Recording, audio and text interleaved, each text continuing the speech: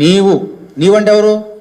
ఆయన బిడ్డలు అందరూ చెప్తున్నాడు, ఇజ్రాయెల్తో మాత్రమే కాదు, ఈ లోకంలో ఉన్న ప్రతి మనిషితో చెప్తున్నాడు.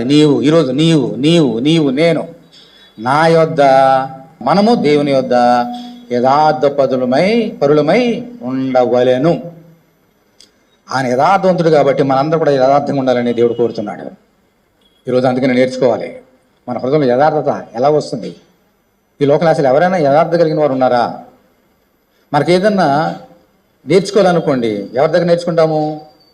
అనుభవం దగ్గర వెళ్ళి నేర్చుకుంటాం.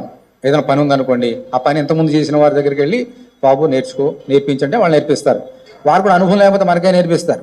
అంచేత మనందరూ కూడా అనుభవం గల వారి దగ్గరికి వెళ్ళాలి. తమ తప్పును తెలుసుకుని యథార్థ పరులుగా మారిన వారు కొంతమంది ఉన్నారు.